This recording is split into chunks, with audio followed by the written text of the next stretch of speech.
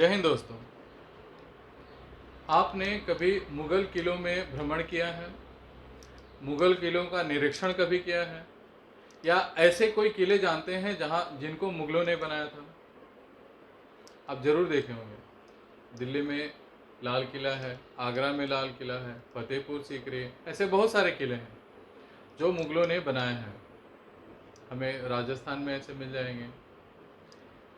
आपने वहाँ पर मीना बाज़ार देखा होगा। आपने वहाँ पर प्रजा जहाँ आम सभा होती है वैसे स्थल देखे होंगे। उनके शयन कक्ष देखे होंगे। उनके पत्नियाँ, उनके नौकर जहाँ रहते हैं वो देखे होगा। जहाँ वे अनाज का भंडारण करते हैं वो देखा होगा आपने। जहाँ जल जमा होता है वो भी देखा होगा आपने। वो जगह भी देखी होगी जहाँ पर तोप खाने या उनके हथियार रखे होते हैं। आपने वो जगह भी देखी होगी जहाँ पर वो नहाते हैं, गुसल खाने।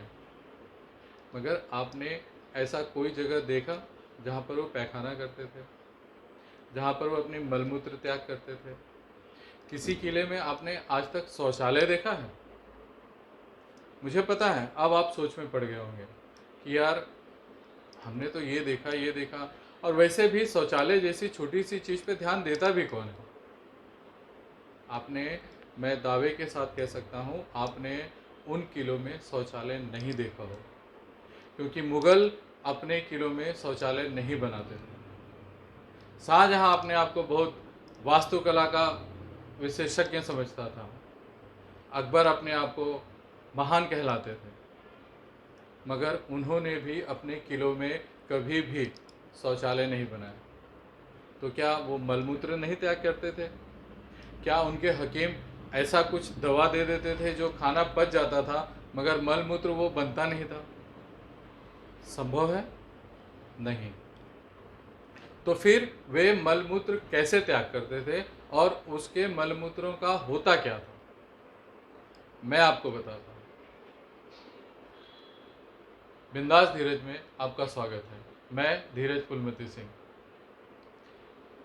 आप शायद न जानते हो, जो मुग़ल बादशाह होते थे या उनके परिवार के लोग होते थे, जो उनकी हरम की रानियां होती थी या उनके पहरेदार होते थे, वो एक पात्र में अपना मलमूत्र त्याग करते थे।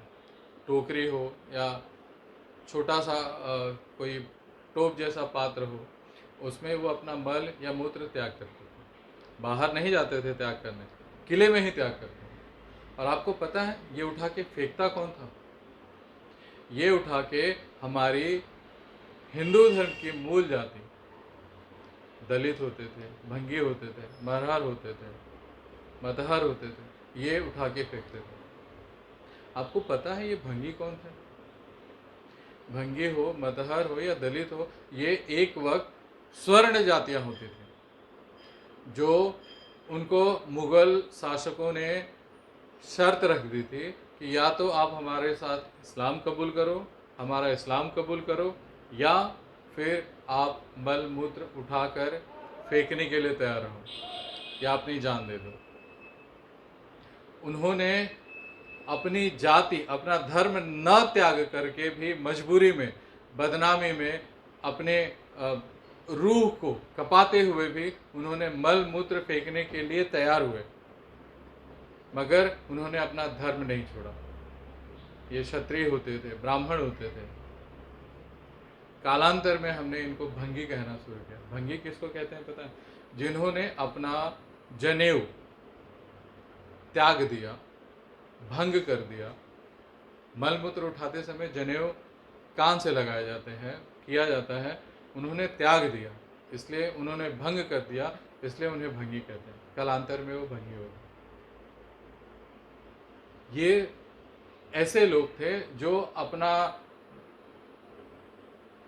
अपनी बेइज्जती करने को तैयार हो गए, अपनी इज्जत को सरेआम नीलाम करने को तैयार हो गए अपने धर्म के नाम पे, मगर उन्होंने धर्म नहीं बदला। और हमने क्या किया उनके साथ पता है? हमने उनको जाति बाहर कर दिया। तब के स्वर्ण लोगों ने ऐसे लोगों को जात से बाहर कर दिया। ये जात से बाहर होने को भी तैयार हो गए, मगर उन्होंने अपना धर्म नहीं बदला। उन्होंने हिंदुत्व की पताका को उठाए रखा, उसे फहराए रखा। हिंदुत्व आज इनका ऋणी है। इन्होंने इस्लाम कबूलना जरूरी नहीं समझा, इन्होंने इस्लाम कबूला नहीं, अपनी जान जोखिम में डाल दी, मगर इन्होंने अपना धर्म नहीं छोड़ा। ये वो लोग हैं। कालांतर में इन्होंने वाल्मीकि, जिन्होंने रामायण की रचना की थी, ऐसा कहा जाता है कि ऋषि वाल्मीकि पहले रत्नाकर डाकू थे। अपने आप को सुधार कर उन्होंने रामायण लिखी, रामायण की रचना की। भगवान राम को घर घर तक अगर कोई पहुंचाने वाला शख्स था तो वो ऋषि वाल्मीकि थे। वो रत्नाकर डाकू जो बाद में वाल्मीकि हुआ, भगवान राम को घर घर तक पहुंचाया। ये ऋषि वाल्मीकि इन्हीं भंगियों के, इन्हीं वाल्मीकि समाज के आराध्य हैं, भगवान हैं, ये उनके पूजनीय हैं। उन्होंने ऋषि वाल्मीकि का नाम हरण करके अपने आप को आज समाज में पहचान दी। आज पूरा हिंदू समाज इनका आभारी होना चाहिए था और आज आभारी है। आज मैं उनको अपनी तरफ से सलाम करता हूँ।